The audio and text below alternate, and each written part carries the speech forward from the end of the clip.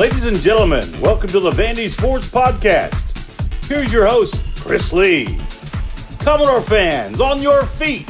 It's time to anchor down. Welcome to the Vandy Sports Podcast presented by Dr. Jody Jones DDS. We're part of the 440 Sports Network. I'm your host, Chris Lee. Our guest today will be Luke Wyatt. We will talk about Vanderbilt's big win over then 15th ranked Arkansas over the weekend in hoops. We'll also get into a little talk about football facilities and timelines for those. Luke appears on the guest line that's presented by Michael Kendrick of the Kendrick Group. Michael's a local carpenter and a lifelong Vandy fan. He builds bookshelves, cabinets, picture frames, furniture, and made-to-order items, including a display case for my prized Dale Murphy jersey. I've seen Michael's work. He's a true craftsman. If you're in the market for custom woodwork, give Michael a call at 615-830-9458. You can also text him there. Now on to our interview with Luke Wyatt. Luke Wyatt joins us, as he does most Mondays. Big day for Vanderbilt over the weekend on Saturday. The Commodores smacked Arkansas after trailing at halftime, one of the bigger wins at Memorial Gym in a few years. And frankly, one of the better halves of basketball. Vanderbilt scored 63 in the second half to knock off 15th-ranked Arkansas. Luke, I think you were there for that, were you not? I was there. Yeah, absolutely. I like to look at these two-game increments, and the last two games, I thought we played well at Tennessee, just 1 of 14 from three in the second half doing that. And, of course, a couple of ridiculous calls on basket interference and another one. But anyway, I'm getting tired of those. It seems like there's been one in every game. But anyway, Tennessee turned up the defense. We didn't shoot threes well. I thought our shot selection wasn't great. And if that one would have been in Memorial, it wouldn't have mattered because if you don't make shots, it doesn't matter who you are. Ask Tennessee after their game against Kentucky where they go 3 for 21 from three. Anyway, and then, of course, Saturday, that was a wild Memorial Gym. It's not back the way it was. There was probably 2,000 or so Arkansas fans. You know, I hear all this, and I want to talk about this for a second if you don't mind, Chris. People were talking about it could have been 50% Arkansas or 40%. That's not the case. They were all sitting together. It always appears and sounds like there's more there because all those tickets are grouped in a big bunch. So it's going to sound louder. And plus Arkansas's, all their fans had on red. So it's, it just seems to scream at you. But there was probably, counting our students, I would guess the crowd was probably 8,000. They announced it at 9,300. Don't think there was quite that many. I would say 6,000 Vandy, 2,000 Arkansas. But the game itself, getting back to that, absolutely, I don't remember against a quality opponent, an SEC opponent, us scoring 63.5 in a long, long time. I was amazed by that. And I thought Tyrin Lawrence, Jordan Wright, I thought the veterans, the older guys really stepped up and did what they should have been doing more throughout the year. Yeah, I don't think that Jordan Wright's play was talked about a lot. And by the way, you said 2 good games in a row. Really, that's 3 because it was a 3-point loss at Missouri, which was ranked when the Commodores played at Missouri. So really, and we can get into moral victories and stuff like that, but the team's playing well. Yeah, I think Jordan Wright is, yeah. I think you're looking at 8-6. The only way they're going to get in the NCAA is to go 8-6 and then win 2 in the SEC tournament. I think that's the formula. Obviously, a little less than that will get you an NIT bid, but you still hold out hope you can get to the NCAA, and I think that's the formula: 8-6, and then get to Saturday in the SEC tournament. And they can do. Yeah, the league. You and I have kind of gone back and forth on this a little bit, Chris, but I just don't think the league's that great. I don't. I think we got a lot of good teams, but nobody great except Alabama. There's like 3 or 4 things I want to unpack here. Where I was going to go with last things, I think Jordan Wright is healthy now, and that's made a difference in them. I do think the league is not as good as I thought it was going to be. You may end up being right on that one. We had a disagreement over that, I'm going to say, I don't know, a month, 6 weeks ago. I thought the league was going to be better than it was. So I think you might be right. I think Ken Pomeroy's got Vanderbilt 7-11 in the league right now. we're at the point where it's close to all the preseason bias getting weeded out. Bart Torvik, who I think, when I look at his numbers over the course of everybody's seasons, I think he tends to be the computer that is weeded out more preseason bias than anybody.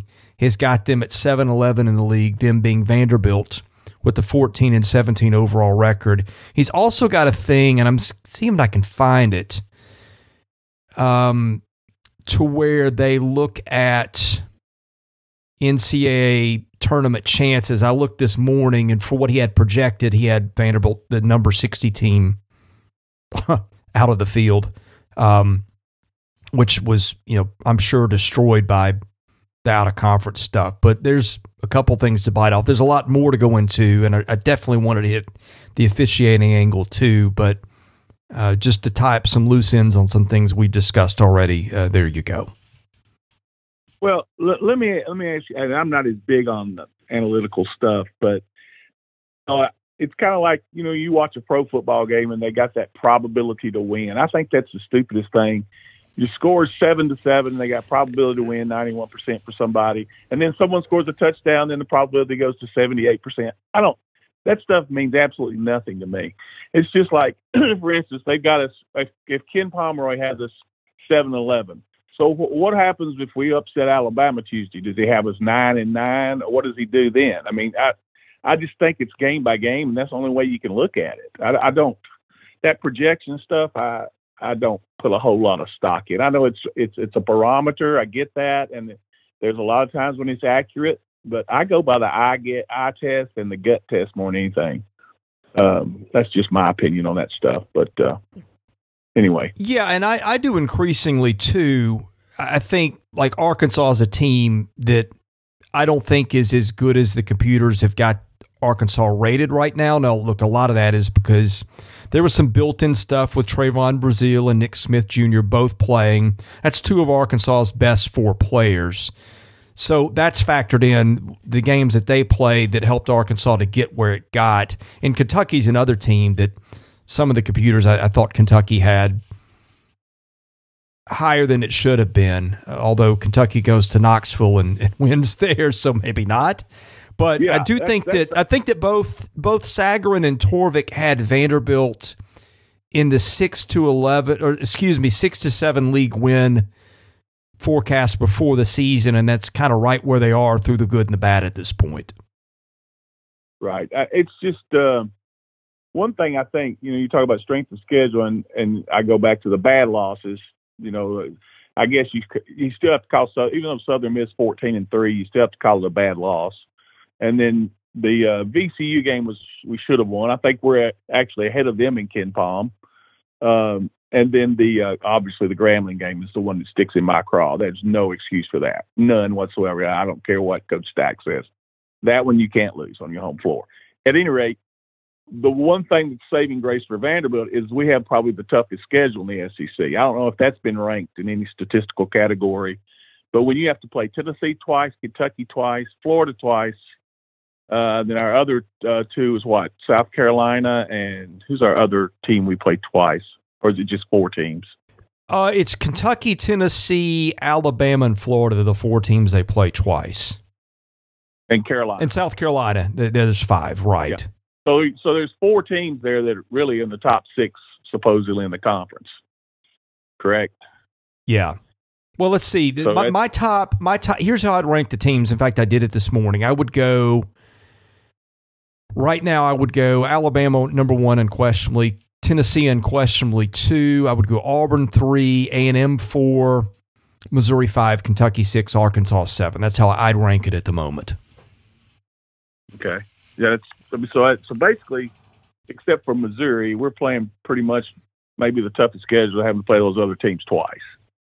I don't know anybody else that had anything any tougher. Maybe there is, but like for instance, Tennessee only plays Alabama and Arkansas once, and they have them both at home. Yeah, I mean that's a huge advantage. It seems like they've gotten the short end of the scheduling stick for years now. Of course, they play Florida, Florida, Kentucky, and Tennessee every year twice.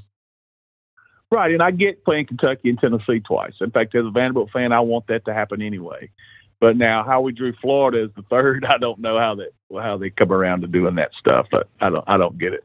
I know Tim had a big problem with the baseball scheduling a couple of years ago when we really got stuck on some travel stuff. I don't know, it was having to play back-to-back road at A&M in Arkansas or something. But I remember Tim made a big complaint about that, and it's been better since. So sometimes the squeaky wheel gets the grease, you know.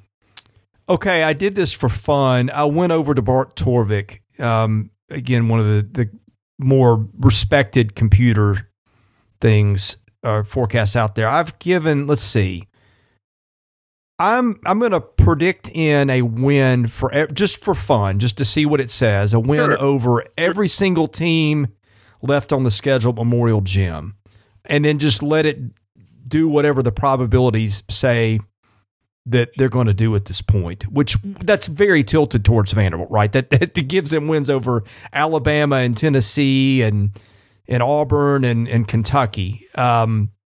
And then it just gives them the chance of whatever the odds are on the road as it is without giving them road losses. Right. So under that scenario, and this is where they killed themselves out of conference. That gives them an 18-13 record overall. That gives them 11-7 in the SEC. According to Bart Torvik, that still makes them the sixth team out of the tournament.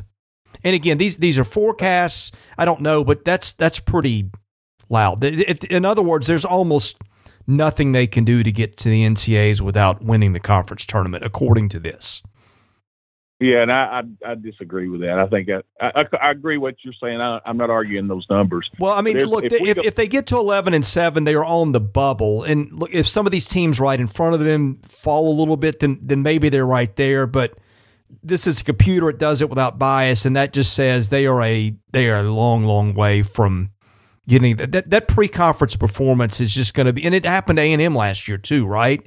A&M really lit it up down the stretch. The committee cares about what you do in preseason, and I don't want to spend the whole time harping on that, given that they just had a big win. That's where we're going to spend a lot of our discussion. But that's been popping up on my board. I honestly didn't know the answer, what that would look like, till we're just doing this here and now.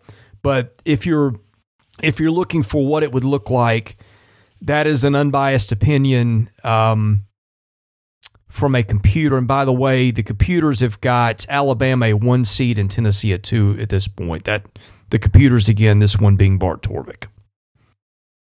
Yeah, I don't pay as much attention to that stuff as you do, and I get it. It's cool to kind of have fun to do with that, to look at. Well, it's all we have. But I know. And when you factor that in and say we're 18, 13, or whatever, that doesn't factor in what all these other teams are going to do. You know, if other teams get the injuries, Arkansas, so that Arkansas lost 2 starters, let's say Tennessee loses 2 starters, or Alabama loses 2 starters, and have a situation like they got going on right now, you don't know how that's going to affect the team. I don't know how close Darius Miles was to his teammates. You would figure he'd be like any other teammate. So that's got to affect you. I don't care. It may, you don't know which way it'll go, but it's those are a lot of intangibles to make predictions like that. And I like to just sit back and take them 1 or 2 at a time. Yeah, for fun, I went ahead and put in a win at South Carolina, which I think was forecast anyway. And then I gave them a win at Georgia. That makes them 12-6. And in that case, they're still third team and first team out. One behind Texas A&M in that scenario. Now, I think at that point, 12-6 is probably going to, that's totally going to depend on what you do in the SEC. And look, I don't think this is going to happen. I'm just playing this out to see the what if. But again, if people want to know, that's what this is telling me. Right. Well, I can tell you this: if we somehow win tomorrow night, it'll be a totally different conversation Wednesday morning. Well, yes, we will win. I don't know that we will win tomorrow, and I think it'll be a really tough out. And I think coming off an emotional win and playing almost a perfect second half, it's going to be tough to replicate that, 72 hours later or whatever it is.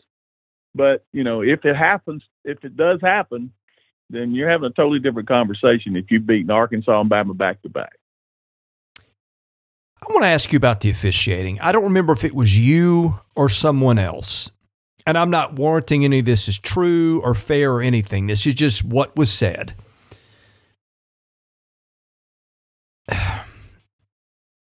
After the VCU incident, someone said to me, no, it wasn't you. In fact, I remember who it was. I'm not going to name names, but somebody pretty well connected in the basketball industry said, officials have been known to hold grudges against coaches who show them up. And let's look at some of the stuff you've seen the past few games. And I'm not saying officials cost Vanderbilt games, but you had the goaltend at Missouri that everybody knew was but wasn't. You had a sequence of basket interference at Tennessee where I think you were. What's that? Tennessee knocking the ball out of bounds, and they rewarded. Well, no, I was going to go through the basket interference where they grabbed the goal and snapped the rim right before Jordan Wright, and then there was a blocked shot, and like even Dane Bradshaw. And I'm not saying Dane Bradshaw's biased, but as soon as the basket interference that should have been called happened, he's like, "What were they looking at?" And I'm like, even you could be Stevie Wonder and get that call right because you hear it, right? Yeah. You get the technical sequence against Arkansas. Now, look, I didn't have any issue with Ezra Mannion getting a technical foul. I had people try to argue with me on the board that he didn't actually push Anthony Black. That's ridiculous. Go back and watch it. You can see it live without. Yeah. But here's how that. Well, yes, I had a problem with him getting thrown out. That doesn't get you thrown out given some of the other stuff. I have a problem with Anthony Black never getting called for a technical in that spot. That was absurd. Anthony Black could have gotten called for after that was incomprehensible. Anthony Black could have been called for technicals at probably 4 or 5 spots in that game and never got one. To adjudicate that whole sequence, and look, Vanderbilt was at fault. And frankly, I think somebody had said that Studi had thrown an elbow or a forearm not long before Kamani Johnson took him out. You always wonder what precipitates those things. I'm not saying Vanderbilt was innocent because I don't think Vanderbilt was by any stretch innocent in that game. But I look at that sequence with Black and I'm like, how after watching all that on review, I mean, even live, he's standing over Quinn Malore-Brown. He's taunting. On his foot. Yeah, how do you look at that and say the fair sequence is to give Arkansas 7 technical foul shots and Vanderbilt none? That just, to me, defies any level of reason and logic. Here's the thing, and here's what it is now. And I've said this before, and I have proof of it in football. It's not just Stackhouse. It's against teams that are supposedly not as good. For instance, this year, I would think if you go back and review all the games after the season's over, the bad calls will go against a team like Vanderbilt, a South Carolina, an Ole Miss. The bottom 3 or 4 teams in this league, when they're playing teams that they are supposedly not supposed to beat, there's a bias. And whether that comes subconsciously or not, I don't have any idea. But when you go to the scores table and take 10 minutes to sort all this out, and that's what you come up with, I don't know how in the world Jerry Stackhouse didn't get thrown out again. I would have gone nuts on those guys. I don't get it. Go ahead. I was going to ask, were you surprised after the VCU game that there was no disciplinary action from the league? Because I get Jerry was frustrated about that, and he had a right to be. But I don't think you have the right to F you the refs 8 times either. That was a bad look for him. And I was surprised. What does that tell you?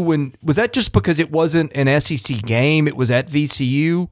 I just kept thinking we'll see like a fine or something from the league after that game, and we never did. Well, the reason why is because they knew they were wrong for instigating it. They're the ones that kicked Stackhouse off. I mean, without making that call, Stackhouse is fine. So, I think when you know you're wrong, you just quietly go about your business. And they knew they were wrong. They knew it. Now, I don't think Jerry's popular with the officials. but I've seen, Kevin Stallings wasn't popular with officials. But when we had a good team or a team that was anticipated to be as good as other teams, we didn't get those type of calls all the time. It's just whenever you're, and it's just like and maybe that's across the board in sports, but it's wrong. That's for sure. It needs to be addressed. That's for sure. It's just get in football. This season of the Vandy Sports Podcast has been made possible by my friend Dr. Jody Jones, DDS. When it comes to general or cosmetic dentistry services, Jody is the best in Nashville. Just check out his client list. It testifies to that. He sees movie stars, music stars, athletes, coaches, you name it. Jody is the dentist of choice for stars in Nashville, but he sees regular folks like you and I as well. What people love about Jody's office is the ambiance. It's relaxing. It's friendly. Someone described it to me as a tooth spa. Whether your needs are general or cosmetic, go see Jody today. Call him 615-270-2322. See him at 55 Music Square East, not far from downtown or the Vanderbilt campus. Jody is a former Vanderbilt football player and a huge Commodore booster, so go and talk Vandy sports with him while you're there. Go see Jody Jones today. Thank him for his support of this podcast, because without it, this season would not be possible. I'm sorry. In football, we used to send in, you take the clip from the tape you have a problem, from the game you have a problem with, you send it in, and all you ever get is a letter of apology. Well, what does that do? You can get, Bobby Johnson showed me in his desk, he had 12 letters of apology during his career at Vanderbilt. 12. That did nothing but just get another letter of apology. Yeah. So what good does it do? You might as well not even take the time to go through and make your case. That's what I hate. They're not held accountable. And people can say, yeah, they're graded and all this.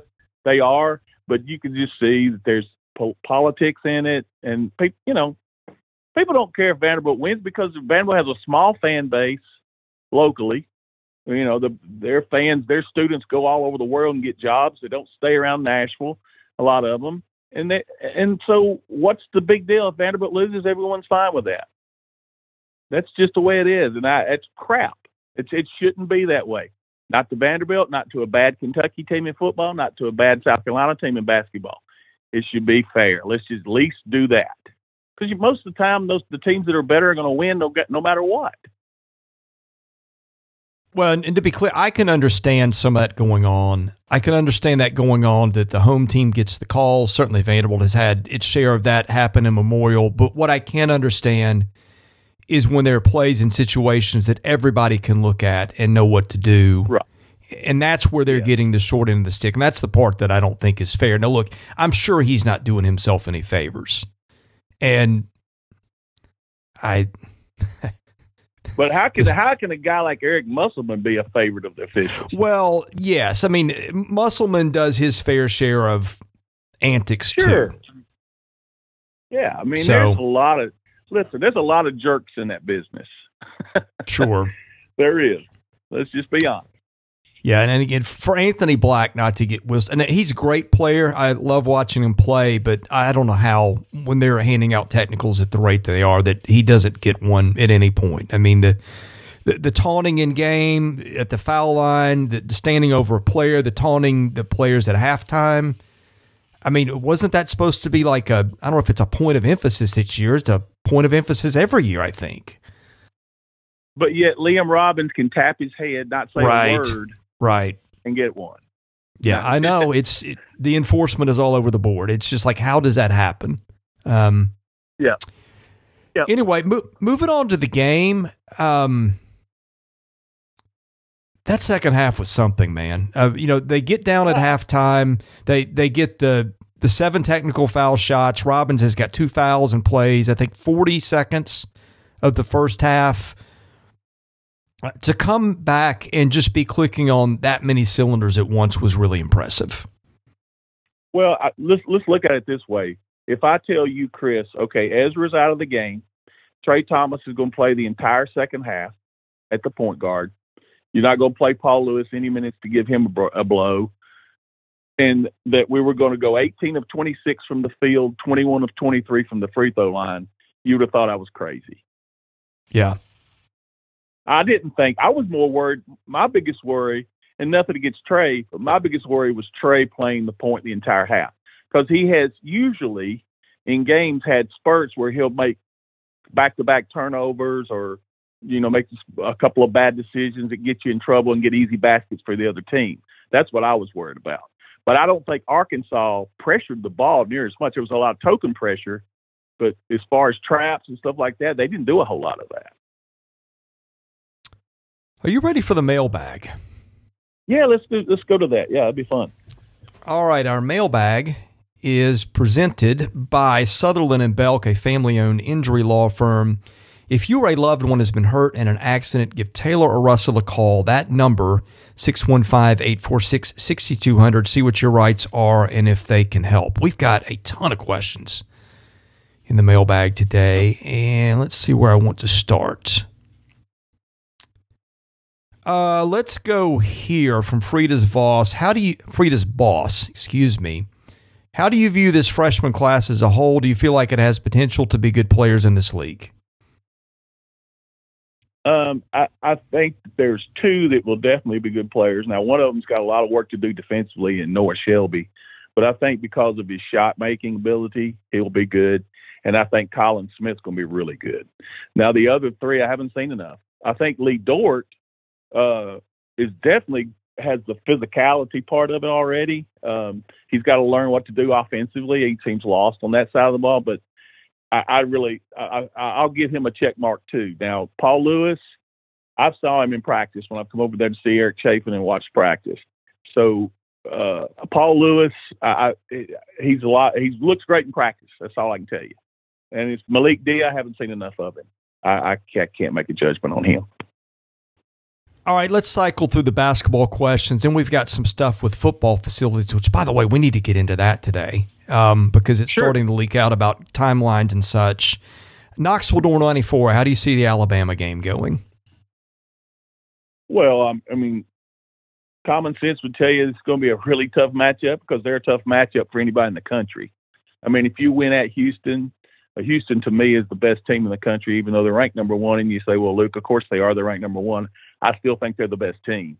Alabama beat them. So we're going to have to play not like we did in the second half, but we're going to have to turnovers going to have to be under double digits. We'll have to rebound the basketball and somehow keep Brandon Miller from going off for 30 or 5 or 40. Okay, JDL Cav, assuming no coaching changes, what do you see when you look at next year's men's basketball team? Well, let me ask you a question on that. Let's just 100% who has to be gone? Just Liam? I think I hate the times we're in because I can't do this exercise with any confidence anymore. I think Jordan Wright's got another year because of the COVID and whatever, and I think Ezra Mannion has another. I think it's just Liam or maybe Quentin Malore-Brown might be gone too. What about I could be wrong about that. Maybe Amsong's not really a factor anyway. Well, I'm just talking about they signed. Yeah. I mean, They're signing 3, so that means they're counting on 3 being gone. Although they're only at 12 in the first place, so you could factor out Robbins for one, and then I don't know, maybe Amsong. But yeah, they've already factored in at least 2 being gone. So basically, more than likely, let's assume everybody comes back that can, and then we get 1 transfer to be the 13th scholarship. I mean, I think you're looking at the same. Well, that would be 14 at that point, but yeah. But my point will be this: until, and this is my criticism of Jerry, until he starts, he even verbalizes this. He uses that preseason conference or non-conference games almost as a preseason. You can't do it, and surely he's learned his lesson by now. Because how is he not getting guidance from somebody at the school on that? Chris, common sense would tell you have to win more than 7 out of 13 games, unless you're playing top 10 teams throughout that schedule. For instance, Kentucky went 7-5 or something like that. They didn't do great non-conference, but they had a very challenging schedule. Our schedule was not bad, but the teams that you had to beat, some of them you didn't do it. So therefore, when you don't do that, you got to beat some of the teams that were on the, we have a good win against Pittsburgh. That's a good win. But besides that, there's nothing that's a great win in there. So that's got to change. So I mean, the win at Temple was an okay win because it was on the road, but it's nothing more than that. No, it's nothing. And that's the thing. Either VCU, Southern Miss, and Grambling win 2 of those 3. Just win 2 of those 3, and you're sitting here today. We're having a totally different conversation from being 9-8. You're sitting at 11-6. So you know, you have a lot better shot to make a tournament that way. Well, and looking at the Torvik thing right now, Pitt with that scenario I ran, which has got them going 12-6 in the league. Pitt is one of the 4 last teams in. Actually, the second of the 4, so 3 off being the last team in, or 2, however you count it. State, isn't NC State in that also? NC State is a 6 seed as of today under this. So, that was a close loss that you get that win, and that maybe starts to shape this a little differently under that. But again, that is a less than 5% probability of outcome. I don't know what the math would be, but it's a stretch to begin with just to see what would happen if. Let me ask you a quick question, Chris. You know the answer to this better than me. Okay, does it matter close losses to teams that make the tournament? For instance, Vanderbilt's 13 teams, including Grambling. There's a lot. I think, 10 of those, maybe 8 of those are going to go to the NCAA probably? Does that matter? Of the teams that they played? Yes. Because think about it. Hang on. Listen. I mean, you got State, you got Pitt. Southern Miss may go if they win. They're 14-4, 15-3. Yeah. Okay. Let me just run this down again. This is Bart Torvik's projections. Just one guy. Okay. Alabama's a 1 seed. They're playing Bama twice. Tennessee's a 2 seed. They're playing Tennessee twice. But they beat Xavier in a scrimmage. That doesn't count. Let's see. No, I'm going down the seed lines, and I'll get to them if they're in here. NC State is a 6. They lost to them in Chicago. Auburn is a 7. They will play Auburn, I think, here. Arkansas is an 8 today. Of course, they played that one Saturday. Missouri is a 10. They've played Missouri there. Memphis is an 11. Of course, that opened the season here. Pitt also an 11. We know about that one. And then other teams, this is where we get into the automatic bid territory. Let's see. He's got projected Grambling, and that's it.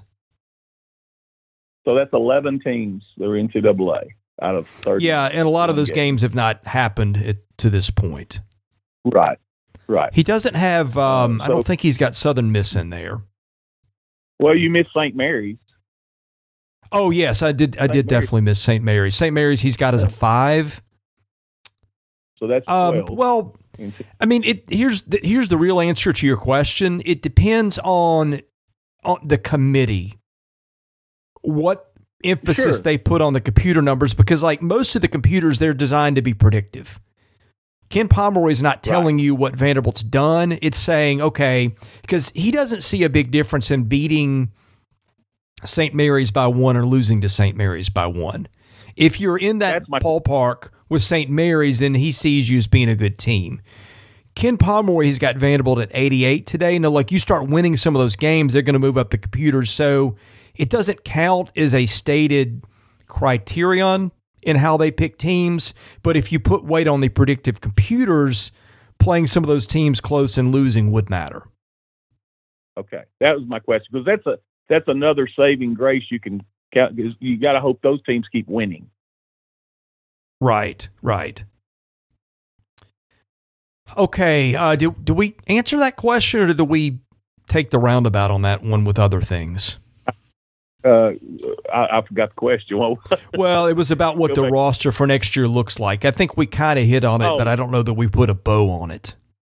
I would say to me, I always say this. I think if all those kids came back and let's say, yeah, you're somehow able to add one transfer, whatever, a big man or whatever, I think you're looking at about the same record because and that's what I said a while ago, if Jerry starts taking the non-conference more serious, if he doesn't and we go 7-6 again in non-conference, then no, you're going to be in the same boat you're in right now. Okay. Another one from JDL Cav. Vanderbilt men's basketball beat Arkansas convincingly this week. In your experience with the athletic department, what impact does a win like this generally have on senior athletic department officials? Well, I mean, I don't know that it has any impact. I don't see. I've never saw during the time when we'd have a big win, everybody'd be happy the next day. But I mean, there's nothing that impacts. No, it's not impactful at all as far as the day-to-day operations. I don't know, maybe he meant job security. Oh, okay. If that's what he's talking about, no, that doesn't impact. I don't think it shouldn't. One game should never make or break. I don't, Yeah, I mean, and it's the same thing about Grambling. One loss, it's part of the body of work. I mean, a season is 30-something tests. And, answering one spectacularly or failing spectacularly in another one doesn't in itself, it shouldn't change what you think more than a couple percentage points. I mean, all you have to do is look at some basketball scores from this weekend, and that'll tell you. I mean, how in the world does Kentucky go into Knoxville, out-rebound them by 20, and Tennessee shoots 3 of 21, and then you got a team that wins by 40 or loses by 40 to Tennessee that turns around and beats you? I don't understand. It's that's why you have to look at each game because it's always different. You don't know. One of them's girlfriend broke up with them that morning. They're not going to play well that night. Stuff like that factors in. Somebody's got an upset stomach. It's just hard to factor all that in. So you don't, like you said, you don't put a whole lot on a great win, and you also have to take into account on a bad loss. Okay, let's switch gears to facilities. We're starting to hear some things about construction starting in mid-March at this point. That's going to precede the question that's about to be asked next in the mailbag, but I want to just kind of let you have the floor for a moment to talk about construction coming up at Vanderbilt Stadium and what all that means. Well, it's exciting to me because for years and years and years, the point where we're at right now, where I've actually see some construction going on over there, and the fence, Jess Neely's already blocked off. It's just a walkway now. I'm excited about that. The last time I saw that was in 1979 when we started to rebuild the football stadium. That and of course McGugan being remodeled, but that's all I've seen in all those years. So yeah, it's kind of exciting to me. I have a little concern if I don't know how it's going to affect baseball if they do start in March on the closed end of the horseshoe, tearing out. If that's the plan, or if they wait till after baseball, I don't think you can wait that long personally. But how it would affect getting in and out and the logistics of the football or the baseball games. Yeah. Are they still doing, I think they were going to do some kind of a luxury box on that side of the football stadium where you could oversee baseball too? I think so. That was originally in the plans. I don't know if that's been scrapped or not, but what a great idea that would be. I know at one time they were trying to get stands up on top of Memorial, but then I think codes said no, can't do it. Yeah, but I'm hearing, and I don't have enough to state it as fact. Are you hearing anything about a deck being built over the infield for baseball? Yes, I heard that actually last year. Okay. I think this was maybe during spring football. I heard that. Yeah. Someone told me it was practice. Yeah, I think eventually you have to do that for a number of reasons, but yeah. Okay. The question, and again, mid-March is about the time they're going to start knocking out that closed end zone, correct? That's what I've heard. Yeah. Now, you know how that goes with permits and stuff. That could go to the end of March, but they can't wait much longer. There's no way. I mean, I don't know if they're saying that we're not going to have all those seats. Obviously, they can't put all that back, but just to get everything cleared out for our first football game, to me, you have to start in, I would think, no later than the end of March. I don't think it's on the timeline. Is there any way they get all that done before the start of 2024 season? I don't think so, no. Oh, 24? Right. Or 23? 24. 23, I don't see it, but. No, 23, no. 24, yes. I think you can if you're very aggressive and, everything goes through without any hiccups. You can. Listen, what they did on campus, they were flying around getting those things done on campus. All you had to do is drive down Wesleyan Avenue. Yeah. There was an urgency to the dorms and stuff that I don't think seemed to be there towards athletics. Is that fair? That's very fair. Yeah. Very fair. But, that's we know about that. We know why that is, or why that's been that way. But I think this will tell us a little bit about Dearmeyer, I think.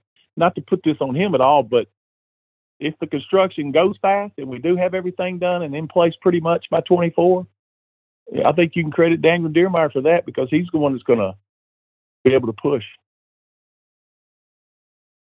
We're going off the path a little bit here. I don't know that we've talked about this on podcasts before. One of the issues with getting this done, or not getting this done sooner, was the stated need to have a power plant, which I don't think I've ever heard of that being needed to build facilities, but that's the excuse that was used. What do you know about that and why? Well, now I do know the power plant's going up, and if they want to call it that, it's supposedly going to be on the outside of the indoor facility, that rec field. That entire rec field taken up by that, quote, power plant. Now, there was you remember the old, I don't know, I always called it a smokestack, but where they burn coal over there on campus. I think some of that stuff had become antiquated, and they're having to do some things like this. So in Vanderbilt's defense, I think it may have been needed. I think you get to a certain point, you have to have more power and updated power. Maybe that's more than more power, I guess, updated power. Does that have to be finished, though, or built before you do the rest? I mean, I asked that in complete ignorance. I don't know how these things work. Well, I have a brother-in-law who's an engineer, and I've talked to him about it, and he said, Luke, you'd be surprised what can hold up stuff. Okay. Said, so I think that, again, I think it's legitimate. Raiders 1967, what is your view of the significance for recruiting of the new football facilities that will hopefully be constructed? Well, I think we can probably take hopefully out of it, but they haven't been done. But anyway, your opinion. I'm sorry, I missed that question. Go ahead. Say it he wants to know, once everything's built, what's the significance on that for football recruiting? Well, it's huge, because at Vanderbilt it's been such a long time between it. The other schools kind of incrementally do things. We haven't done that. We would build something and let it just kind of go. We didn't maintain it and that type of thing. And now this is actually something that other schools do. So at Vanderbilt, this is going to be huge because Vanderbilt hadn't done it much. Right. I mean, it wouldn't be as huge for maybe some other schools, but those other schools already had things. For Vanderbilt, changing from basically nothing to a lot it can only help a lot, I would think. Well, the joke about, they put in new toilets and all that stuff. That's kind of true at Vanderbilt. And one of the things that you have a problem with at Vanderbilt is being landlocked. And I know they've used that as an excuse at times, but it's true. You kind of got to go up. You can't go out. Right. There's nowhere to go hardly. So, and then having construction at Vanderbilt, you know how tight the facilities are there. It's hard to get anything done because you're interfering with everything else. McGugan's about to go upwards too, isn't it? Yes, has to. How far? It can go outward. It can go outward too now because of with the street being closed now. See, right. I didn't realize this. I don't know how this happened. Someone out there may know. The street, that was a metro street. That wasn't Vanderbilt's property, Just Neely Drive. So how did Vanderbilt buy the street? I don't know. They had to, I guess. And to me, that could really have gummed up the works as far as how long it took them to get started, because you have to purchase the street from Metro. Interesting. Yeah. Okay. Who you with VU? Has Vanderbilt added money? Because for some reason they're not telling people, to the football, baseball, Jess Neely McGugan project. Is the amount they are working with fluid? We've heard $300 to $400 million, but it could be more with changes that have shown up in recent pictures of the Greenway. Now look, just inflation alone, I think, could easily add $100 million to the project. In other words, you can do the same work, and because you waited so long and because you hit it at a bad time, the cost could go up significantly, and probably has. I agree. It has, and I think, again, that's why it's important that Chancellor Dearmeyer and whoever else is involved get this thing rolling and go as quick as you can, because the faster you get it done, the less you're going to pay for it. Okay, a few more before I get you out of here. Hogan knows, do you remember Matt Tant from Harpeth High School, who played fullback alongside Clark Lee at Vandy? I'm sure you do. Oh, yeah. I'm from Cheatham County. I went to Cheatham County Central, but Matthew and Jason, his brother, people don't mention Jason. Jason was a center for our team and got injured, had a back problem and some other problems. But Jason and Matthew both played at Harpeth. Yeah, I remember him. I still stay in touch with Jason a whole lot. But Matthew, I don't get to talk too much anymore, but yeah, I know them both very well. NBA door. Was Rod Dowhauer's staff, not him, actually one of the best of the past 30 years? After they left, they became interviewees for head coaching positions in the NFL, multiple NFL coordinators, position coaches, etc. Yeah, I mentioned this before. Yeah, he had an incredible staff. There's a ton of guys on that staff that went to NFL, had success in college, went to a Super Bowl, won a Super Bowl. Yeah, he had a great staff. It was ironic that the way that was. The head man had some shortcomings, but his staff was good. Ann Arbor door, going back to Luke's days at Vanderbilt to today, when does Luke think the low point was in terms of athletic success and employee morale? And McGugan says it could be a year or a range. Well, I'll just say this. The high point was Rory Kramer's administration as far as what the athletic department and what the athletic director had the ability to do. I think at some point the morale became a problem when you kept adding personnel. And you could talk to this, Chris, and this has part to do with higher ed. You got people stepping on top of each other, worried about who's, getting credit for certain things. When I first started working there, we had 78 employees. When I left, there was almost 300. And you're dealing with the same amount of sports. Now I know technology has something to do with that, and just progress in general. But sometimes progress is not a good thing. When you have so many people and so many cooks in the kitchen, you can't get anything done. And then everybody's looking over their shoulder and walking on eggshells. Like, is he after my job? What's his job? Why is he here? Why is he? So I think just as far as the time frame, the more people you add, the more problems you have. Yeah, higher ed is unbelievably territorial. Again, I've said the biggest problem in higher ed that I encountered is incompetent people banding together to form a coalition that makes it very hard for you to get anything done. You got it. In the name of everybody keeping their job and their salaries. Yep. I've seen it. That's so it. Anyway, let's see what's next.